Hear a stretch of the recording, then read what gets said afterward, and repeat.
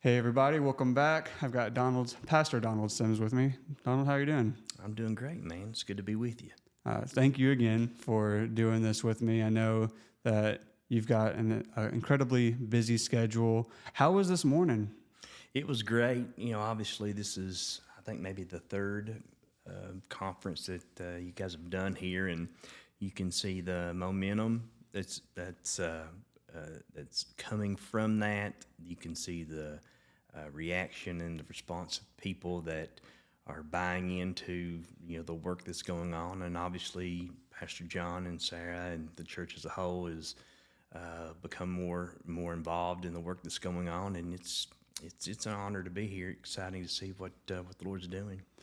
Yeah, I got here, I don't even remember exactly what time, but it was definitely near the tail end, and I was just kind of in the foyer there just listening in on some of the things the Lord's even doing in like Greece and stuff. I mean, it is just truly incredible to see the Lord moving. I did a podcast yesterday with Tom. I think he was here this morning Yeah. sharing a little bit about his ministry. Over 2 million salvations. And he's working in areas in Africa, which I know is somewhere you go. So it's just really cool to like. I hope our church family is realizing it. You know, I mean, catching on to this global vision that's happening all around us. It is, one thing I know it's, this is a simple thought, but, having traveled a lot of places around the world, this is a big place. And there's a lot of people that are on it. And so I think current population is like 8.2 billion people. And then when you see the work, because most places, especially when you first start out, you're focused on a couple of different areas, but then you realize that there is, areas that God is moving in that are far beyond areas that you've even thought about, and He's doing things that nobody expects Him to do. But it's exciting to see people from Honduras and Mexico and Greece, to see these missionaries that are coming from second world countries, third world countries, raising money, sacrificially giving. And it's like reading the book of Acts. And, it's one thing to live in the United States where we have excess, most for the most part. But when those people give, they're not giving really out of excess. They're giving out of, their personal need. But it's inspiring, and they're making a difference. Yeah, I mean, I grew up in my family, we would go to conferences and conferences and conferences, but it's been a long time since I've seen this kind of outreach like this. And we're so local. You know, there's people in Paducah who haven't even ever heard of Faith Center. You know what I mean? It is what it is. Like the world will just be ignorant to those kind of things. But meanwhile, Paducah, Kentucky is being a part of global ministries all over the world. And so just to see it and get to sit down, because you've came and preached and talked about your ministry, and then just sitting here with Tom, I'm like, there's revival happening all around us that like no one's talking about. The media is not going to tell you about it. So it's just fascinating to me. And the connections, it's just, I mean, all week I've been asking people how they got to know Pastor John and hearing the connections of my pastor and how it's impacting this. Yeah. Impacting me, impacting our church family. So let's start there. How did you and Pastor John meet? Well, we were both spiritual sons to Rick Clendenin and Debbie Clendenin, and I'd heard a lot about John, and Rick had been pouring into close to 70 people, throughout 2 to 3 decades, and he formed a ministry. It was called CTMF, and basically he was bringing all of his spiritual sons together, and we would have these gatherings. And the first one we had was, I'm going to say maybe 6 years ago, 7 years ago, and that's when we officially got introduced. And it's when you share the same DNA, it's almost like you already have that connection that's there. And I believe in the spiritual DNA and fatherhood and sonship, and so from day one there was just a direct connection, and not just with him but with many others. And of course, he likes to joke and prank and laugh, and I'm the same way. So we're constantly, digging at each other. But we really have become family in a short amount of time, and I'm forever grateful for him and Sarah. So that's kind of how it began, and of course they. Have been supporters. This church has been supporters of what we do, and they're a big part of what we do. And so we're just kind of doing the family business. So, Yeah.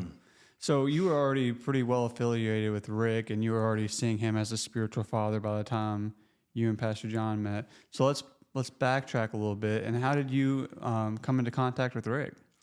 well, he came to the local church that I was attending, probably 25 years ago now. And he started talking about fatherhood and sonship. And coming from the background that I came from, I didn't have a very good relationship with my biological dad. So, it was the terminology kind of threw me off, because when you come out of dysfunction, I think the devil really tries to use that dysfunction to defile terms that are very important in our lives. And so, I had even had a religious mindset. He would bring up the subject of fatherhood and sonship, and I'd think to myself, well, Jesus said, "Call no man your father." You only have one. But then there's scripture where we see that Paul talks to Timothy, refers to him as a spiritual son. He refers to Titus as a son in the faith. You have Elijah and Elisha. There's just a bunch of different examples. But he when he spoke, I just knew there was something different about it. And when fathers speak, I try to explain it like this. It's like when Mary walked into the room with Elizabeth, and the Bible says when she entered into the room, the baby leaped within her. And so when Rick spoke, even though my head wasn't fully comprehending, the terminology or the topic or the subject we're talking about, or even trying to reject it, I knew in my heart that something was leaping inside of me, and it just kind of piqued my curiosity, and he just continued to come to our church over the years, and I got to know him personally, and finally, after probably a year, I asked him about possibly being a spiritual father to me. I mean, I had an orphan heart, but I just knew, that there's something different about this man. I had no idea what was going to unfold over the next 2 decades and being in a relationship with him, but he embraced me and accepted me, and he's really not just a spiritual father to me. He dedicated all 5 of my children, took me on my first missions trip.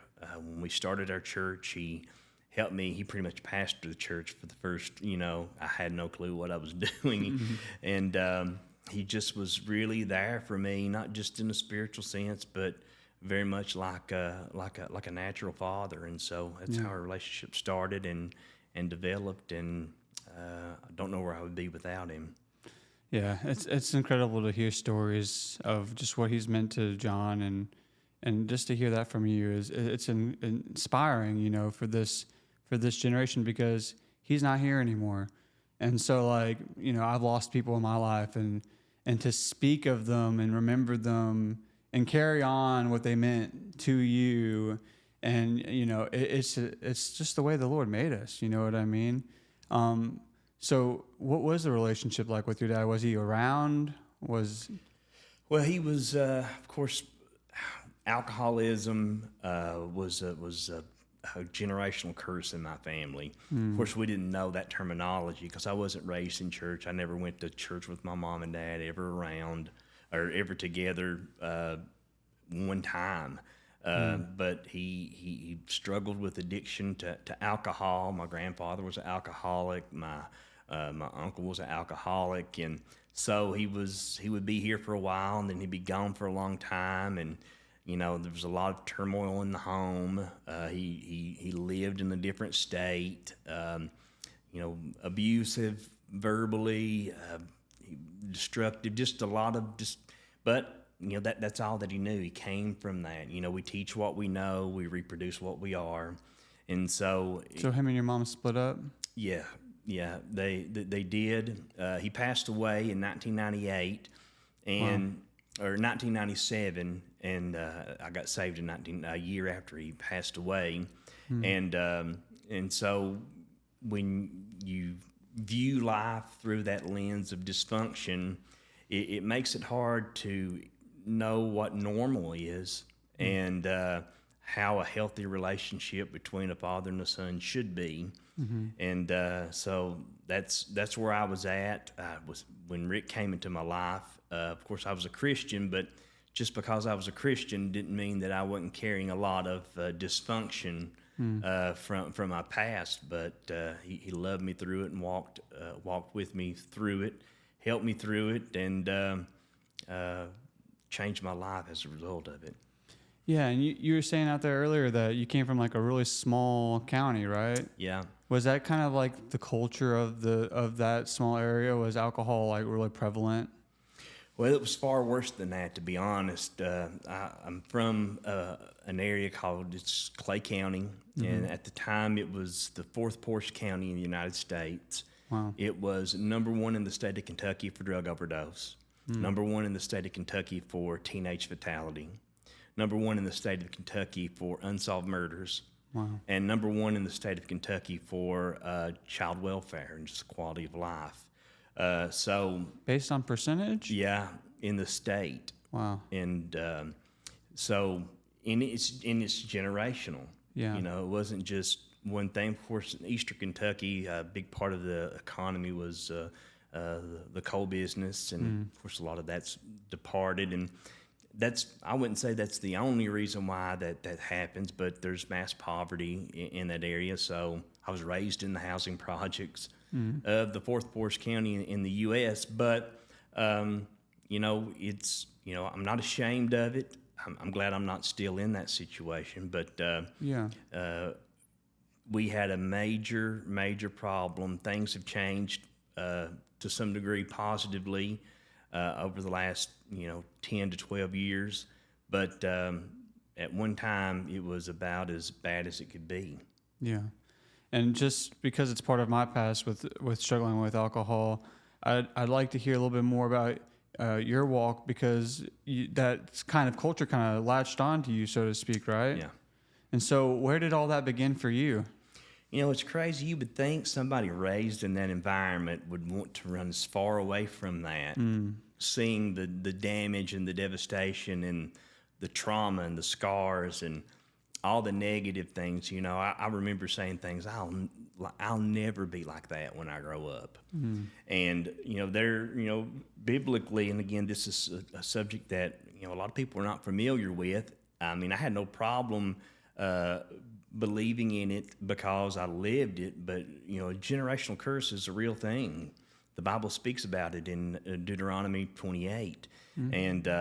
And so, I mean, when you see generation after generation after generation affected by these same type of, demonic influences, there is a natural draw to alcohol addiction, whatever form it may manifest itself in. But, I started when I was just a teenager, around 14, and I'm convinced that I was probably addicted to it from the very first sip. And then, it started out with alcohol, and then it progressed into, other harder things that were, that, matter of fact, I buried a lot of my buddies as a result of it. Yeah. And so, that came about, and it wasn't just affecting the poorest of the poor. I mean, it was affecting people in government, and people in the mayor's family, the city council's family. When pain pills were introduced to the community, it was almost like a plague of death that was released, and it was not it didn't discriminate on anybody.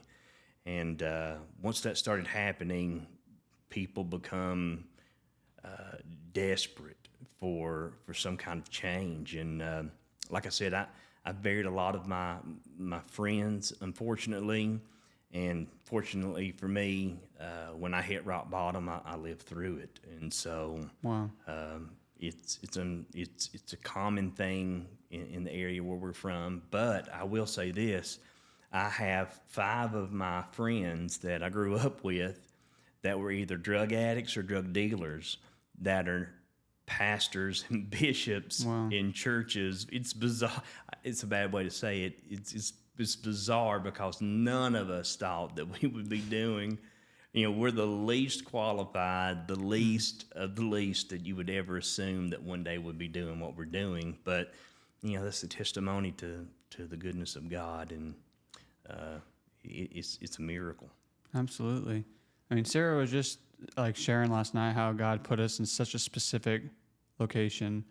And like, even though in that location you would think nothing is going to come of that, 5 different people come out of it and are ministering for the Lord. So it's just such an awesome testimony. And yeah, the painkillers and all those medicines they just ravaged communities. And I know there's some people who highlight that and they do a good job of it, and it needs to be spoken of more, and there needs to still be continued change in how we like approach that. When you deal with so much death when you're young and you're growing up and you're having to bury friends, how does that like change your perspective on death? Well, when you're in full-blown addiction, you can't be a drug addict with a conscience. So basically you medicate your conscience until you don't feel anymore, know. So death is something that either you pretend isn't real, or you become so cold and calloused that, that's the kind of outcome that you expect even for yourself. I should be dead. I mean, I know that, and I mean that sincerely. And that's one reason why I don't judge people, because, again, the only difference between me and somebody I buried is when I hit rock bottom, I lived through it. But, it's possible to do enough drugs and enough alcohol or whatever addiction that you're involved in that kills the conscience. The Apostle Paul talked about how that it's possible for the conscience to be seared with iron, and so there's almost like a searing, a numbing, whatever you want to call that, where you either block it out, compartmentalize it, or you just don't care. Yeah, I feel like for me, I did a lot of justifying it, and I think I was definitely getting closer to the end of searing the conscience completely, because like there's a point where you're drinking too much. You know how it's going to make you feel. You're miserable. You know that you're literally going to drink your life away. For me, I was married. I knew if I continued, I was going to lose my marriage. I was going to lose my boys. I was going to either die young or die miserable. I mean, these things. It's like a conscience. You're just making this decision every day. You're just living in this cyclical lifestyle. And you do get to that point of where it's not even affecting, because like that thought alone just of your kids should make a rational person wake up. But it didn't for me for a season. I had to go and seek some real help. When you hit that rock bottom moment, and was that when you got past that, that's when you realized like I have to change things? It was weird, and I'm not trying to be super spiritual about it. This is just the way it happened. June the 7th, 1998, I had no intention of getting saved. Again, I wasn't raised in church. I went to church a few times because if you wanted to play basketball at the Christian Youth Center, you had to show up. So I'd heard the gospel explained, and but I'd only been a handful of times. But I had no intention of getting saved when I did. I thought maybe when I'm 95, I might get a little fire insurance, but it was never in my mind that I needed to do this. Because really, when you're in addiction, you don't even live, you just exist. You live in one big, long, perpetual moment of existence, and you don't really care. You get to a point where you don't really care if you live or die. But I was strung out for about 6 days, and I woke up in a place where I honestly had no idea where I was at. I had to ask the people that were there where I was at. to get home. And so finally, I found out where I was at. I drove straight home that day, and I walked into my home. I walked into my room, and I laid down on my bed, and the Holy Spirit came into my room, which of course I didn't know that's who it was at the time. And I just laid there, and I said to myself, there's got to be more to life than this. If it's possible for drugs and alcohol to bring some kind of fulfillment in your life, surely by now I had done enough of it. I'd drunk enough, I'd taken enough, I'd done enough to at least reach some place of nirvana or attained a level where I'd just done enough. And, that evening, the Lord came into my room and just my eyes were opened. It was a supernatural thing, but it was like it was happening, like I was watching it happen. It was like the Lord showed me my life when I started and where I was at that point. I've been involved in it for almost 10 years and showed me how that my life, I was a grown man, but mentally, emotionally, I was still like a child. I was just that 14-year-old boy that got started in that, and ultimately showed me if I died in that situation, then where I would go. And What was that experience like? Just the realization of it, or I think it's kind of hard to explain. I guess I was just at that point. I was just at my wit's end. yeah, I think I just come to the end of myself, which is the best. It's rock bottom is probably the best place you can be, as long as your rock bottom isn't death. I just felt like that I had reached a point where this is it. Either something's going to change or it's over for me. But I didn't go to church. I wasn't at a Billy Graham crusade. I wasn't watching a Christian television show. Nobody came to my door witnessing to me. I didn't pray a big fancy sinner's prayer. yeah, I just surrendered my life to the Lord. And I remember, this is crazy, but this is the way that it happened.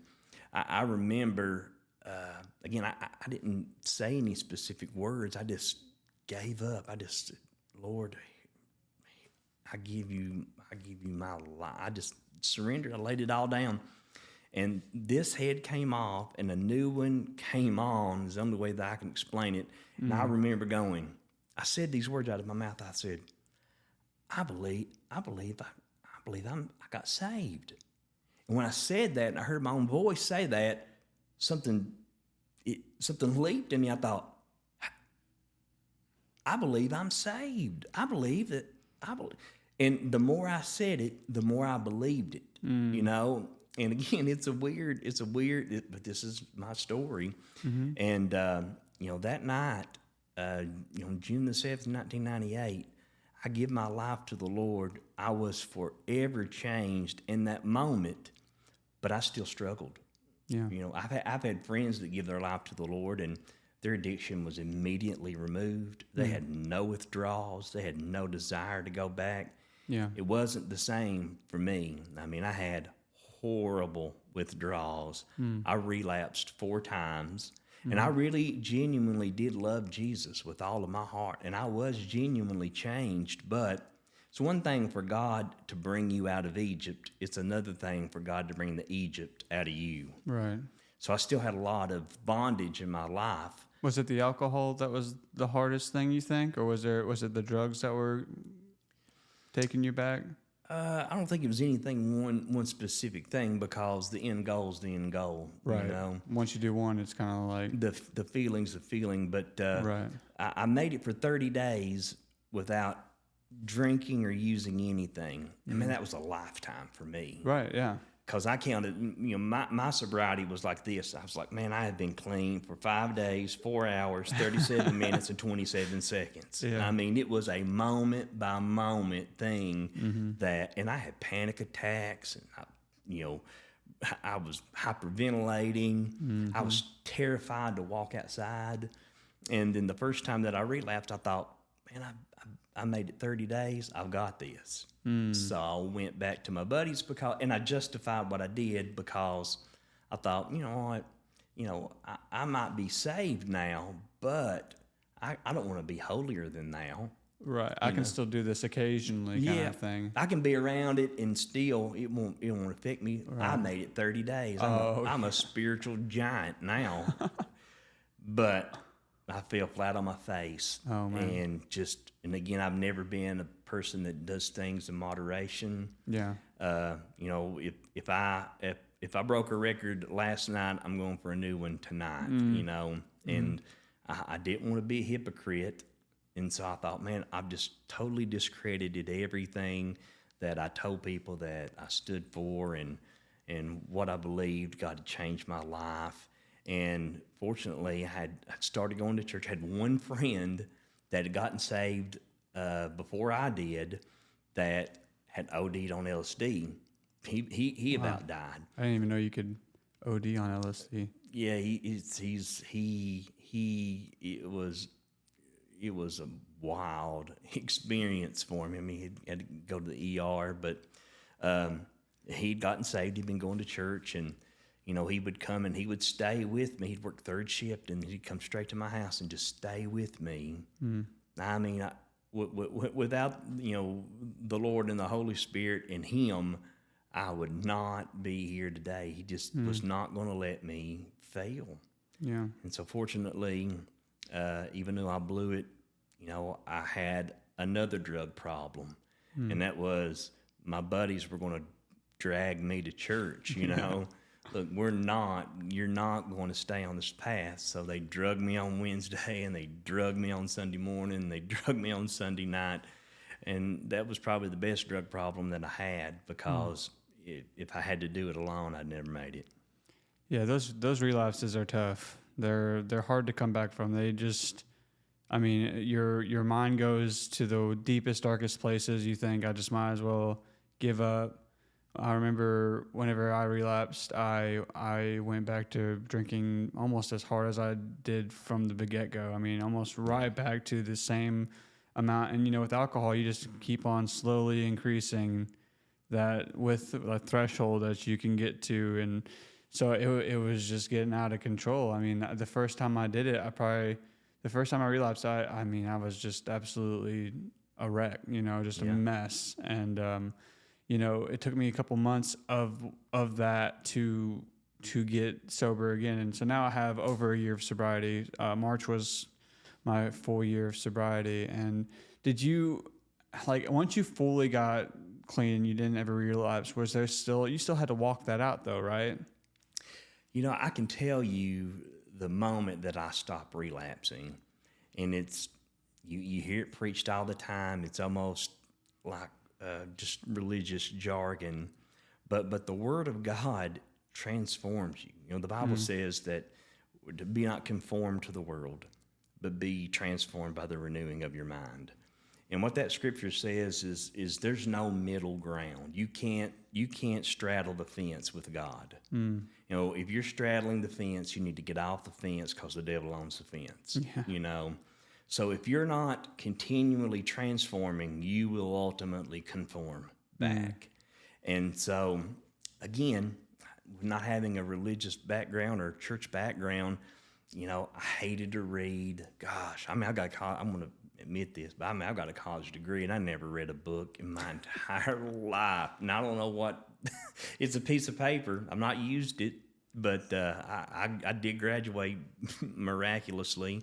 But I could always kind of study the summaries of things, and I could make a good enough grade to pass if I needed to. And so I thought, that's the way I'm going to approach the Bible. I hate to read, and again, me being as smart as I was, because when you're at the apex of intelligence when you're an addict. You think you are the smartest human being on the face of the earth, and everybody else is a moron. Yeah. You know what I'm saying?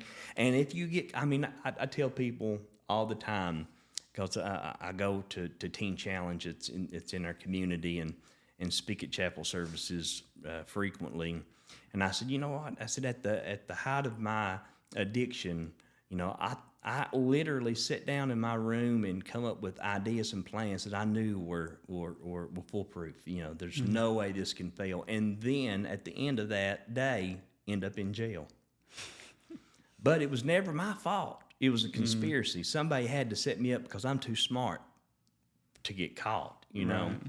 But I mean, that's the kind of crazy thinking that you have. But, I approached serving God and reading the Bible the way I did school. And I said, you know what? I know everything in the Bible's happened up to the book of Revelation. Revelation is kind of like the final chapter review. If I kind of get an idea of what's going on, and again, if you've ever read the book of Revelation in a King James Version Bible, when you've never read the Bible in your life, I mean, I read like the first 4 chapters and I was like, okay, let's go. We've got this. And then I got into like bowls of wrath and 10-headed monsters and, the beasts. And I'm like, I don't even know if I'm saved. I mean, this is bizarre. There's some weird stuff in there. Yeah, for sure. And then I remember saying this. These were our most famous last words. I said, I think I'm going to try to do this without the Bible. I mean, what's the use of reading it if you can't understand it? Yeah. And that's really when I started relapsing, more frequently. But again, God was just not going to give up on me and leave me to myself. And finally, the first time I ever heard God say anything to me, it was so bizarre. I've never had a biblical thought in my life. I've never thought about the Bible. Yeah. And I was substitute teaching, and I was walking down the hallway for lunch, and I heard the Lord, which I assumed it was the Lord. I'd never heard anything like this before. And I heard the Lord say to me, Donna, why don't you read about my life? And I stopped in the middle of the hallway, and I looked around. And I went, did I really just hear that? I mean, again, when you're coming out of where I came out of, that's a wild thought. Yeah. It wasn't even drug induced, But I thought, that had to be God. I think God just spoke to me. Did God speak to me? I think he just, that's the inner monologue that I'm having at the time. Yeah. And so I opened up the New Testament and I started reading the book of Luke. And Luke was the first book of the Bible that I ever read, from first chapter to the last chapter. And the more I read the Bible, the more I found out the Bible was reading me. And so things would jump out on the pages. And again, then you're talking to somebody that hated to read. But the more I read, God just, it took me 30 days to realize I had a brain. Yeah. And that's funny, but it's true. I mean, I remember waking up 30 days of sobriety like a newborn baby. I mean, I looked at my hands. I'm like, wow, look at this, man. It's crazy. What do you do with this? But I hadn't, I had a brand new brain that I'd never used yet. And I started reading, and God just began to open my eyes to things. And through just reading the Word, the Bible says, "You shall know the truth, and the truth shall make you free." And that word "make" is a creation word. And what I was getting out of it wasn't just red letters in a book. The truth is not a book. The truth is a person. Right. And Jesus said, "I'm the way, the truth, and the life." And so I started getting to know Jesus more, and he was constantly transforming me. And it was the process of just removing, wrong thought patterns and, getting the right ones. And, I always tell people it's like this: whose thoughts are in the Bible? God's, right? Right. So when you read the Bible, whose thoughts are you putting in your mind? Right. God's. And when you begin to understand and apply those thoughts to your life, who do you begin to think and act like? God. And it really is, that simple, but not everything that's simple is easy. Right. So I realized that what you feed will live and what you starve will die. So I started starving my addictions and, wrong thought patterns, and feeding my spiritual life, and God transformed my mind. And again, he's still doing it. It wasn't a one-time thing. It's continual. Yeah. I have a very similar story with coming out of it, because I also didn't just wake up one day with like a new, and I've had people come on the testimony who share that kind of testimony. Those are incredibly powerful. I'm so appreciative that the Lord is able to just remove whatever that seed of addiction is in someone's heart. But it is refreshing to hear someone walk it and have to like figure it out and wake up. That 30 days after reading the Word was different than the first time you got sober for 30 days. It was like you were a whole different person. You're like, what is this? I remember, I tell people, for me, I felt like a weight came off. I was like wearing like a weighted blanket. Yeah. Like the depression and all the other things that were attached to me. I woke up a few weeks later after I had finally gotten sober for a few weeks, and it was just like I felt light. And like you said, your brain, who knew your brain could work that way whenever you're like, it's brand new. It's crazy. Like your job everything gets a little bit easier whenever you can think clearly. But it's a process. We have to I like how you put that, starve the flesh. For me, I had to put boundaries up in my life to help me starve that flesh, because your mind will run to where it's comfortable. It will run to what it's always known. It's easier for it to go there, but to renew it, to transform it, to get it in the Word, it takes time. It takes a process. You have to seek it out, And so sometimes that's a slow process for some people to get in the Word. They still kind of have to get the ball rolling. And for others, it's like it opens them up. You know what I mean? But if you give it enough time, no matter who you are, it's going to open you up.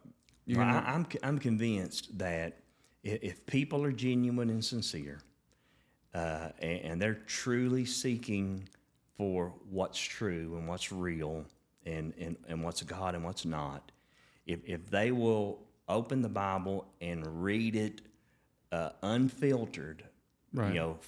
Unfiltered from your preconceived ideas or your religious background, if you just read it from a truth seeker point, that you're going to meet Jesus sooner or later. And when you meet Jesus, you will never be the same, because the Bible is living. But you were talking about the discipline of that. A lot of people are waiting for God to deliver them, and God's waiting on them to be a disciple. God does deliver. I believe that. But the way he delivers is not always, the way we think he's going to do it. The story of Job, for example. Job went through a lot of suffering and hardship. The Bible says he suffered so much that when his friends saw him, that they wept and they wailed and they sat with him for a week and didn't say a word. I mean, imagine. I don't know anybody that can sit with me for a week and not say anything. He must have been in pretty bad shape. Yeah. But there was nothing that Job could have done to have escaped that season of his life. Because sometimes the only way out of something is through it. Right. Sometimes the only way out is through, like Shadrach, Meshach, and Abednego. We know the Bible story. They say to the king, they said, our God is able to deliver us. But even if he doesn't, we're not going to bow down and worship you. Right. And a lot of people say, I say, well, would God deliver them? And they say, yeah. I said, are you sure? Last time I read, they got through in the fire. Right. So what do you do when you're expecting God to deliver you, but you get thrown into the fire? Well, you refuse to burn, God didn't deliver them out of the fire. He delivered them through the fire. Right. And so sometimes the only way out for us, and God knows the path that we need to take, He knows what we need to go through to develop us and to deliver us. And, for me, anything that you don't have to fight for, you won't value when you get it. Yeah. And it was also a good deterrent for me, because I'm thinking, what am I going to go back to? I mean, I could still remember how horrible I felt detoxing, Yeah. And I thought, man, I do not want to go back to that. And, sometimes that's the best alternative, is that, hey, I need to remember what I felt like when I went through those withdrawals. And so, however God wants to do it is fine. I thank God for those miraculous cases where that stuff's taken away. And it doesn't bother me that I had to do it an alternative way. But we all have our own different journey in navigating through those types of things. Yeah, and even if they were, miraculously transformed, they're still going to have to go through that something. There's going to be 100%. that something in their life. I just think we come in, and this culture in America is just so accustomed to being comfortable that they think that any minor inconvenience makes them a victim, and they don't.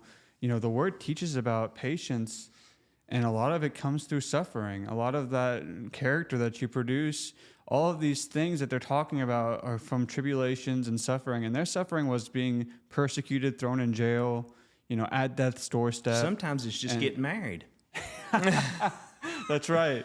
Sometimes it's just like rush hour traffic, or we're just so soft in some areas, but that testing of ourselves, it is important to get us through that fire and for us to come on the other end without all the other stuff, because that's what the fire's supposed to burn all that other stuff off, right? Yeah. And leave what's good left. So I'd like to dive into more of what you've been doing, the past, 6 years or so? Yeah, since 2020. 2020? Yeah.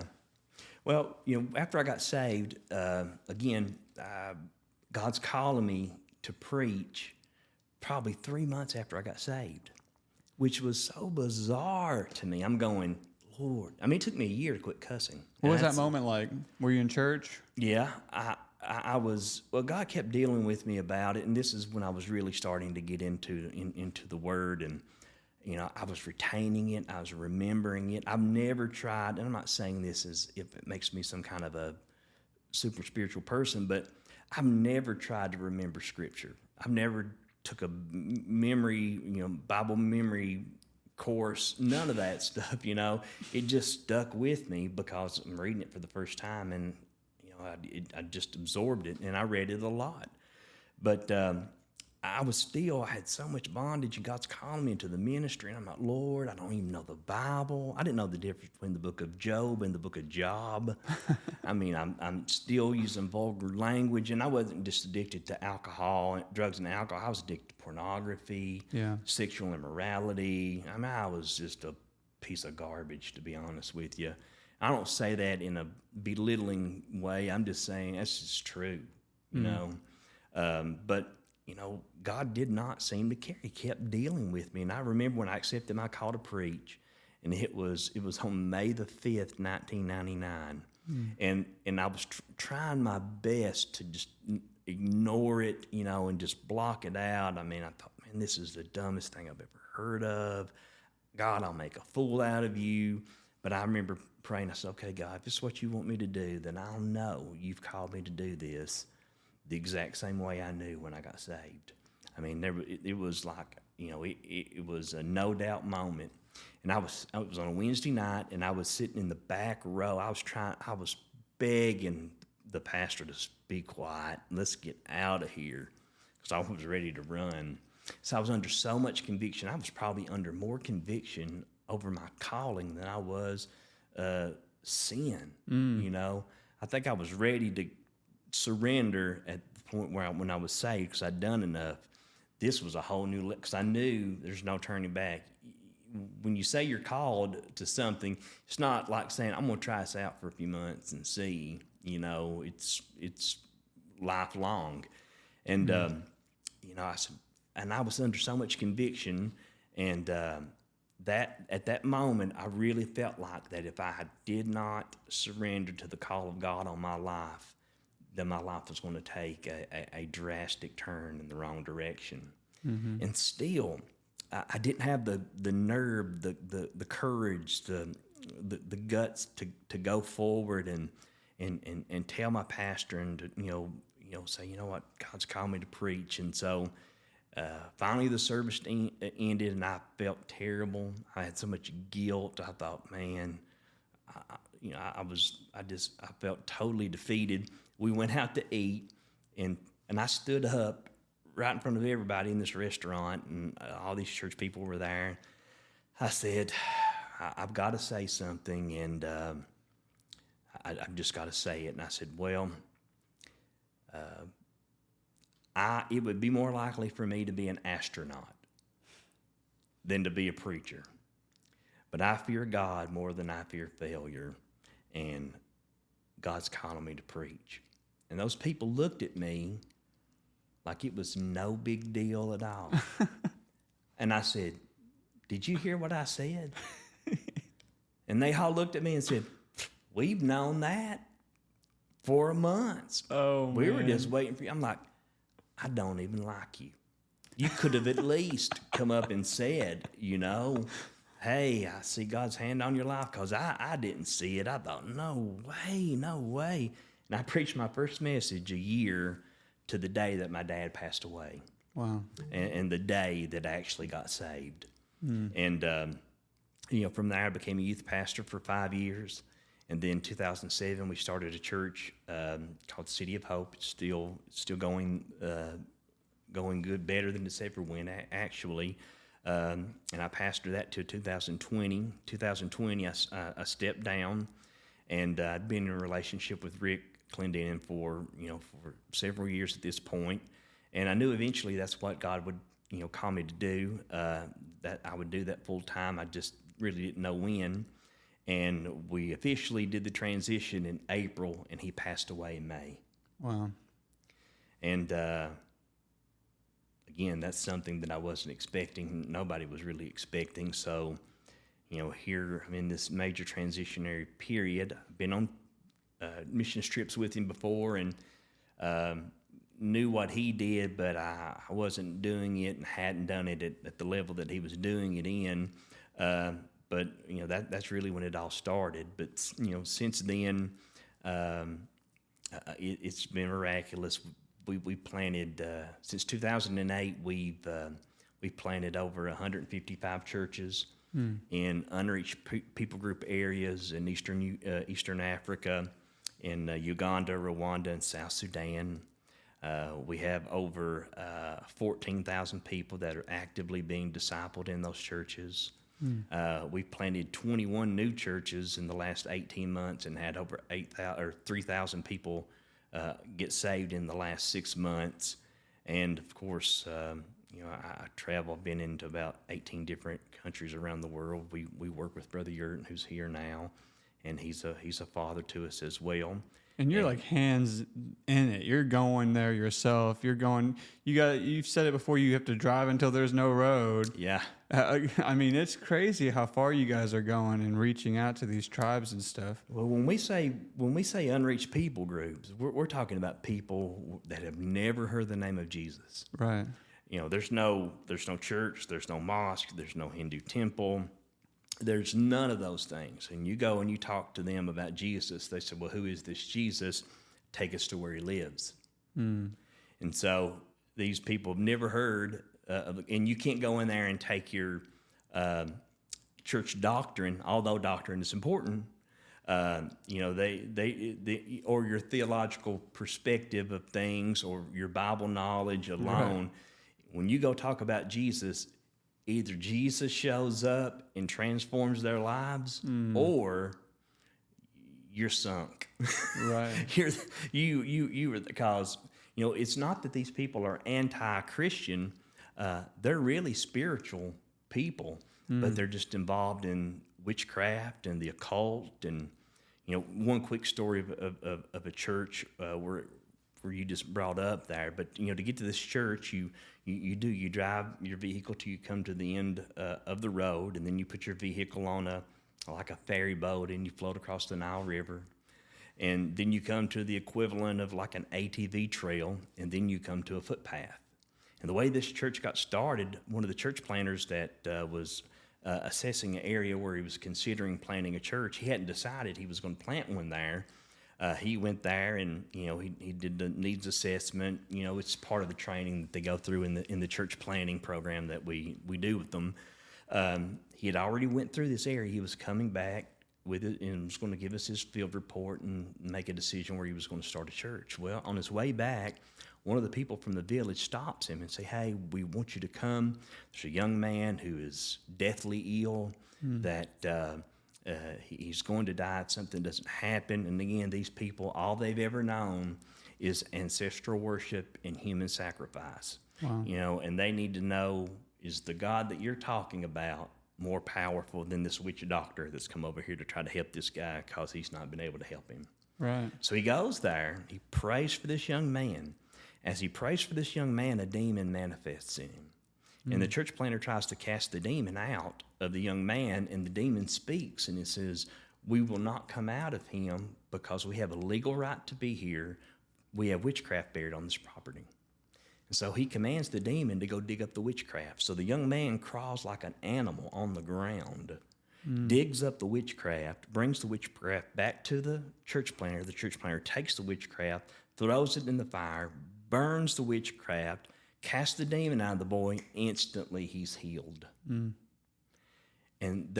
what he didn't know was there was a village full of people that were afflicted by that demonic stronghold that was in that area.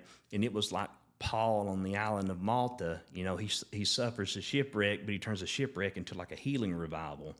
So they come out of the bush, and I mean, I've been there. I preached the gospel there, and monkeys swinging in the trees, man. There's no church building there. It's under the tree. Yeah. And man, hundreds and hundreds of them give their life to the Lord, and that's how that church started. And that's just one of over 150.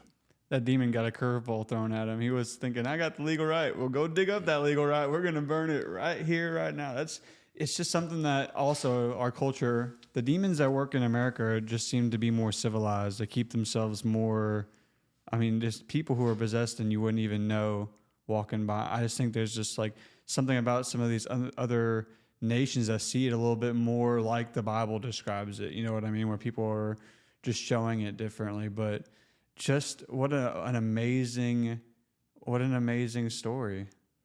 It's incredible. I have a million of those types of stories that have happened, and when that stuff happens, it's an undeniable thing. In this one area, again, they have witch doctors in this area, and so one of our church planters go and share the gospel, and all of these witch doctors give their life to Jesus, And Henry, who is he's been here. He was here with me back in, I guess it was the end of May, 1st of June. Henry goes there, and when he goes back after all these people got saved, he says, "Oh, here's Henry. He's the witch doctor for Jesus." And so he has to explain to him, "No, I'm not a witch doctor, But it's such a beautiful thing to see how transformative. The gospel works everywhere. How do you cultivate these groups of people to go? Well, Henry, who is our coordinator there, he has a network of relationships. And the way we first started out is there was a certain denomination that Henry was a part of, that when we went and presented the program to them, because we'll work with anybody. There's some, we don't have to agree on everything. Right. Whether people believe that speaking in tongues is for today or whether it's not for today. To me, that's not a top tier issue. Now, who Jesus is Jesus, the sinless Son of God, who died on the cross, was buried, raised from the dead, ascended to heaven, coming back. That's essential. We have to agree on that. But we went and we presented the program to the leaders of this particular denomination. We said, "It won't cost you a dime.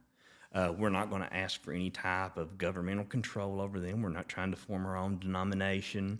We're not going to be apostle over this or bishop over that." He said, "We will financially support them for 2 years. We will train them. We will help them plant their church. And then if they want to join your denomination, then they're free to do whatever they want to do." So that's the way that it started in that particular area. And so we were able to get some of the best of the best. And oftentimes people look at people from Africa as these poor, uneducated people that just, you see the television commercials on and that's certainly a part of it. But these guys are like a spiritual elite strike force. I mean, they're the best of the best. I mean, I couldn't do what they did. Yeah. And so we just helped them who were already committed. They're already, Henry himself, he speaks 5 different languages. Yeah. He's extremely intelligent. So we were fortunate enough in this first group to get some very special individuals to start with us. Then, of course, we believe in fatherhood and sonship, and we believe in raising up spiritual sons. And so each church that grows multiplies. They're constantly from day one focusing on discipling and raising up more church planters. So it kind of becomes an organic type thing. Is it like, does your family stay home whenever you go? Do they ever go with you? Not at this point. When we first got started, most of my children were very young. Right. And we still have young ones still in our home today. But one day they will. Yeah. They've just not went yet.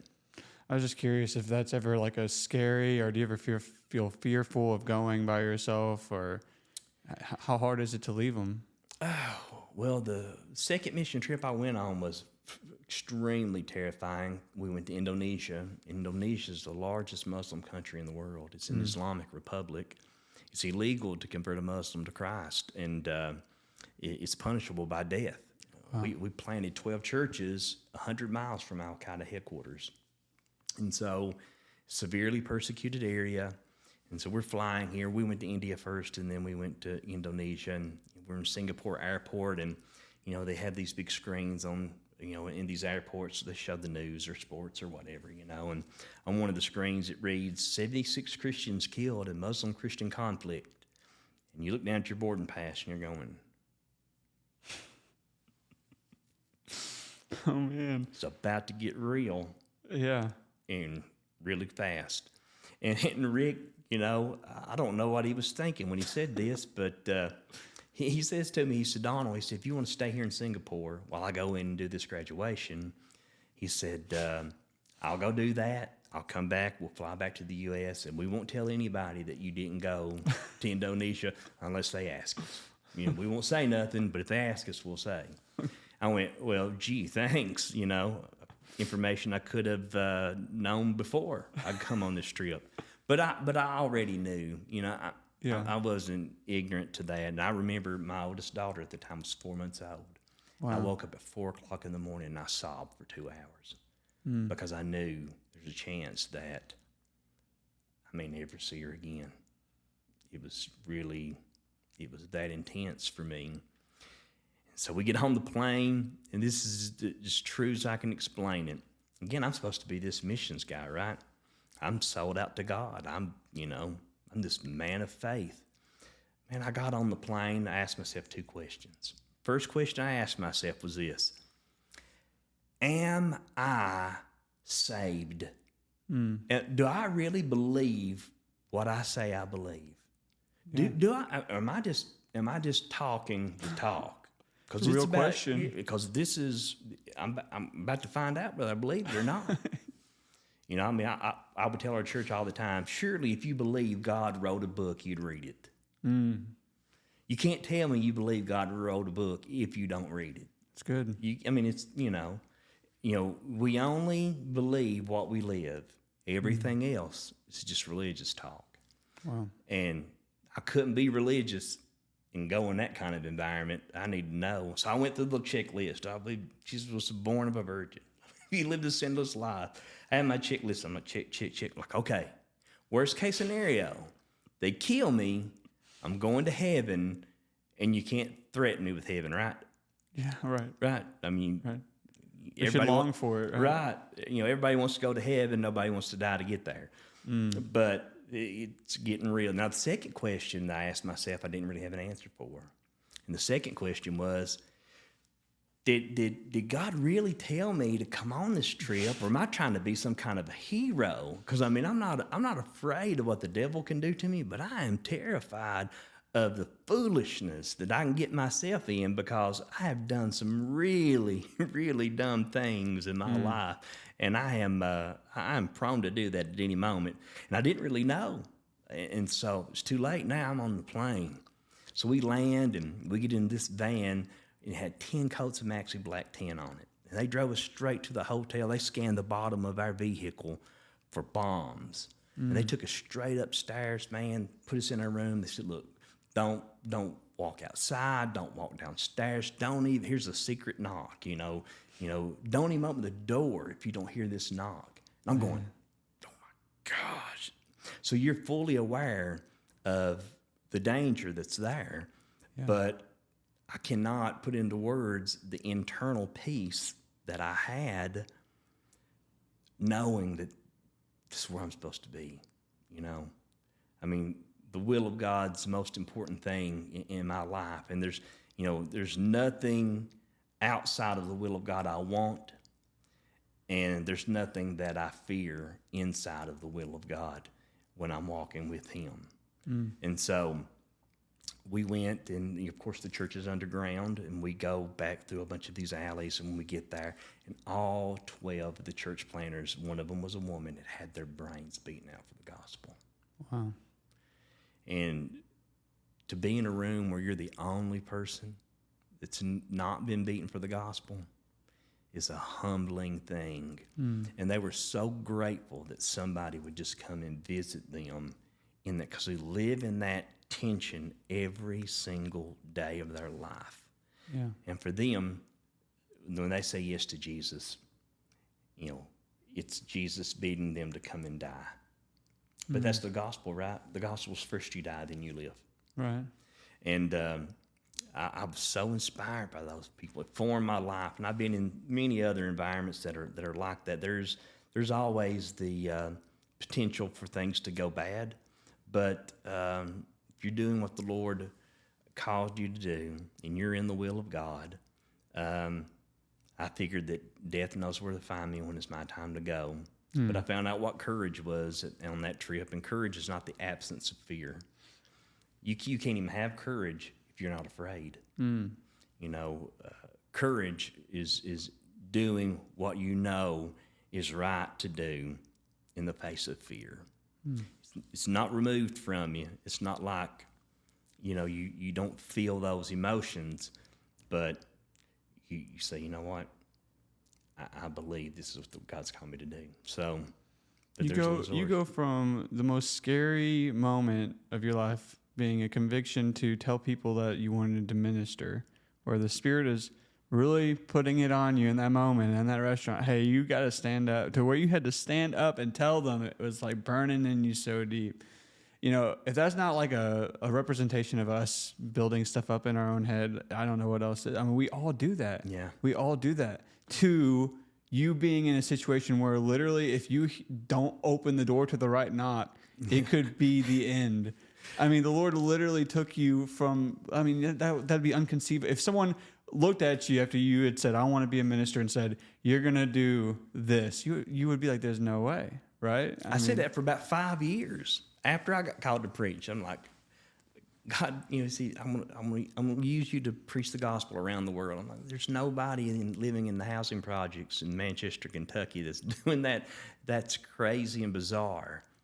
But it's 100%, if anything. And I think that's probably one of the things that I rejoice in the most, is that I know it's not me. I know what a coward and a weak person that I am, but I'm convinced that my weakness is God's favorite quality about me. He loves the fact that He knows that I know just how much I need Him every moment of every day. We all do. I mean, all of us, if we lived out our fleshly desires, would be evil, rotten people. And anyone who tries to mask that is just doing that for their own right. But to humble ourselves and just admit, like, without Him, without God, I would still be an alcoholic. Yeah. I know I would. I know because I chose to do that even after being saved since I was like a kid. Yeah. You know, I knew the truth and I just kind of looked past the truth. Yeah. I just took it for granted. And it was something that you never really were really taught. And so, you know, it doesn't matter how you start or where you get to because both paths can lead you right to doing what you want to do. Yeah. And being miserable doing it. And we'll just see what the Lord can do. Whenever you surrender, when we surrender and say, it's not me who's doing this, because No. I couldn't do it. It's all Him. You know, it's I spent a long time. I spent probably 10 years of my life trying to prove I was a strong person. And that's just because, you know, when you get in ministry, there's this big image-driven type of motivation to prove yourself, especially if you have an orphan heart, you know. Right. If you don't have a sense of identity, because that was one of the big problems I had to come out of, and that's what Rick, having a relationship with Rick and Brother Yurton has done for me, is it settled the issue of identity for me, and so many people don't have a sense of that. And what happens is when you struggle a lot in life, then you embrace that struggle as who you are in a sense of identity. You know, it's like I've always been this way. It's always going to be that way. And you allow your past to form or paint the portrait of who you are. And, you know, never feeling good enough or qualified enough or educated enough and then you compare yourself to other people. You know, there's always going to be somebody smarter, a better preacher, more anointed, more gifted. There's always going to be those people that are going to be better than you. But I mean, here's the thing: it's, you know, when I get to heaven, God's not going to say, "Donald, why couldn't you be more like Billy Graham?" Right. You know, and That wasn't what He called you to be. I may not be a good Billy Graham, but I can tell you this much: I'm the best Donald Sims you've ever met in your life. Yeah, I mean, it is the way we're programmed to look at what others are doing, but it's what God's called you to do, and you being faithful in that. Because like there is you being faithful in that story, and you making those choices, because only you were the ones who could make it. God gave you the choice, so without those choices, it could have gone the other way. Yeah. So I do think there is that as well, in the faith walk of walking with faith. Well, those things form you, and none of us know who we are or what our character really is until the pressure's applied. But it's when the pressure's, pressure or trials or whatever adversity you face doesn't make character, it reveals it. And so sometimes we're shocked, both good and bad, with what comes out. But all of it is a growth experience, and you know, I'm still again a work in progress, and I'm okay with that. Yeah. How can people find out more about your ministries? Where can they go to find out more? Well, our website is C3, C the number 3, globalnetwork.com. .org, I'm sorry, C3globalnetwork.org. And the website gives all the information. You can look and see the different projects that we're involved with, the church planning, a little bit of the history of where we came from. I have a Facebook page as well, Instagram, Donald Sims. You can look on that, and I'm on there quite a bit, but the more I travel, the less I'm able to be on social media. But those are probably the best ways to get information and see what's going on. But it'll give you a good idea of I'll put the website on the descriptions of the episode too, so people can click on it and find out, and then follow him on, you said, Instagram and Facebook. Get a hold of him and see what the Lord is doing. Thank you so much for coming back, even though this is the first time everyone's heard you. I really appreciate it. You really stuck out to me. I mean, it's probably been a few years now, coming and sharing, talking about the billions of people out there. And just every time you've taught, it's meant something to me. And I know what you mean to Pastor John. And so for you to come on here, it means the world to me. So thank you so much. Well, I appreciate your sincerity in what you're doing. You're truly trying to minister to people where they are, Yeah. and you're not trying to put together a podcast.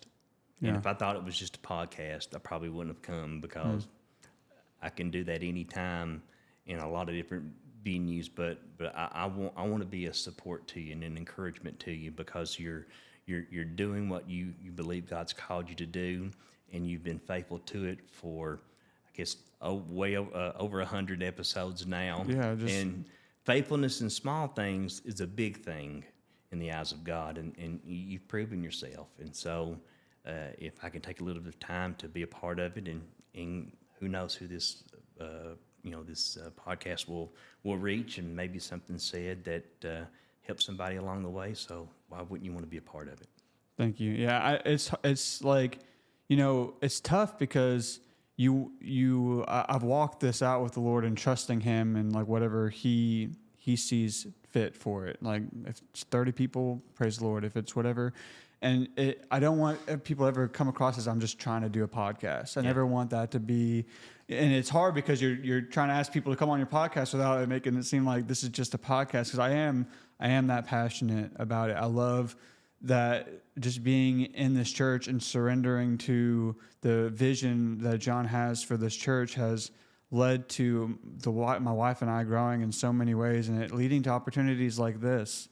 And for John to make this available, to make you available, to make some of these other pastors. I did Pastor Levy while he's been here. I saw that. And so it's just without him, without whenever you submit to that, whenever he was believing for the church to be debt free, me and my wife were praying for that, and here we are. The church is debt free. Yeah. And so just little steps along the way, we're believing that we're stepping alongside with it. And the vision for the church being global, the podcast is going global.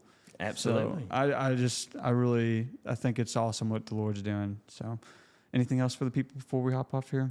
No, just I'm thankful for the opportunity to be here. Looking forward to being with everyone in the morning. Yeah. So be here. I might have this up by tomorrow. It might come out. Okay, just in case it doesn't come out before Sunday service, what are you expecting for Sunday? Well, again, this whole weekend is being power packed, so it's hard to add to something that's already been incredible. But tomorrow I want to talk about the path to generational impact, and how we have to be intentional about taking steps and deliberately reaching that next generation. It's not going to happen because we're a part of a good church service, or even are a part of a good church. There is initiative that we have to take, and so I'm going to talk about the mandate, the method, the ministry, and the message of generational impact. And every generation needs a regeneration, and we only have one generation to reach a generation. That's good. And so what we do, if heaven and hell are real places and people actually go there, then what we do matters. Yeah. And what we don't do matters more. Wow. All right. I'll see y'all next time.